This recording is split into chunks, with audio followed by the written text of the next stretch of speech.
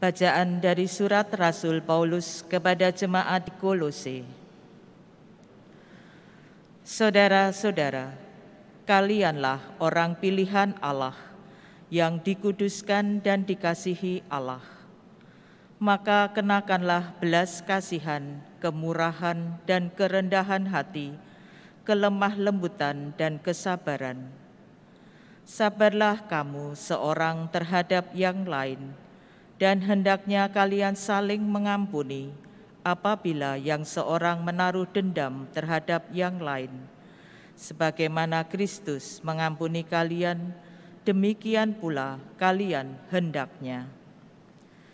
Dan di atas semuanya itu, kenakanlah cinta kasih, tali pengikat yang mempersatukan dan menyempurnakan. Semoga damai sejahtera Kristus menguasai hatimu, karena untuk itulah kalian dipanggil menjadi satu tubuh. Dan bersyukurlah, semoga sabda Kristus dengan segala kekayaannya tinggal di antara kalian.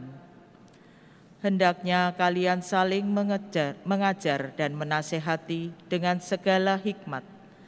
Nyanyikanlah mazmur, puji-pujian dan nyanyian rohani untuk mengucap syukur kepada Allah di dalam hatimu.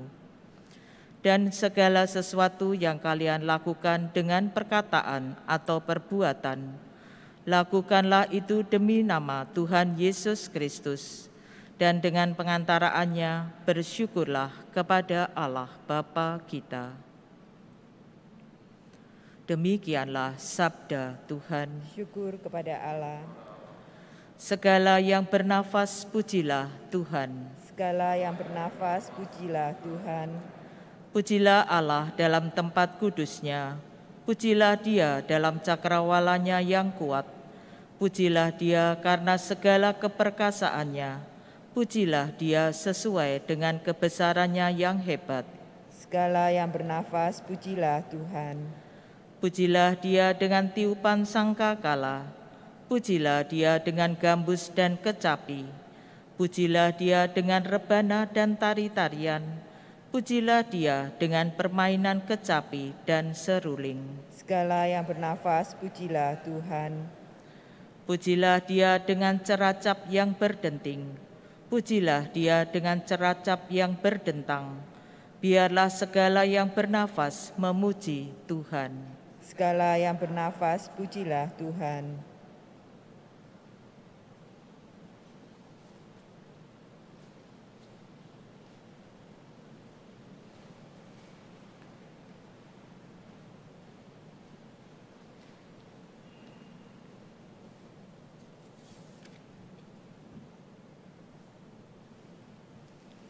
Tuhan bersamamu. Dan bersama rohmu. Inilah Injil Yesus Kristus menurut Lukas. Dimuliakanlah Tuhan. Yesus bersabda kepada murid-muridnya, "Dengarkanlah perkataanku ini. Kasihilah musuhmu. Berbuatlah baik kepada orang yang membenci kalian. Mintalah berkat bagi mereka yang mengutuk kalian. Berdoalah bagi orang yang mencaci kalian. Bila orang menampar pipimu yang satu, berikanlah pipimu yang lain. Bila orang mengambil jubahmu, biarkan juga ia mengambil bajumu. Berilah kepada setiap orang yang meminta kepadamu, dan janganlah meminta kembali dari orang yang mengambil kepunyaanmu. Dan sebagaimana kalian kehendaki orang berbuat kepada kalian, demikian pula hendaknya kalian berbuat kepada mereka. Kalau kalian mengasihi orang yang mengasihi kalian, apakah jasamu? Orang-orang berdosa pun berbuat demikian. Lagi pula, kalau kalian memberikan pinjaman kepada orang dengan harapan akan memperoleh sesuatu daripadanya, apakah jasamu? Orang-orang berdosa pun meminjamkan kepada orang-orang berdosa supaya mereka menerima kembali sama banyaknya. Tetapi kalian, kasihilah musuhmu dan berbuat baik kepada mereka, dan berilah pinjaman tanpa mengharapkan balasan. Maka ganjaranmu akan besar, dan kalian akan menjadi anak Allah yang Maha Tinggi. Sebab Ia baik terhadap orang-orang yang tidak tahu berterima kasih dan orang-orang jahat. Hendaklah kalian murah hati, sebagaimana Bapamu murah hati adanya. Janganlah menghakimi orang, maka kalian pun tidak akan dihakimi. Dan janganlah menghukum orang, maka kalian pun tidak akan dihukum. Ampunilah, maka kalian pun akan diampuni. Berilah, dan kalian akan diberi. Suatu takaran yang baik, yang dipadatkan, yang digoncang dan tumpah keluar, akan dicurahkan ke pangkuanmu. Sebab ukuran yang kalian pakai akan diukurkan pula kepadamu. Demikianlah sabda Tuhan. Terpujilah Kristus.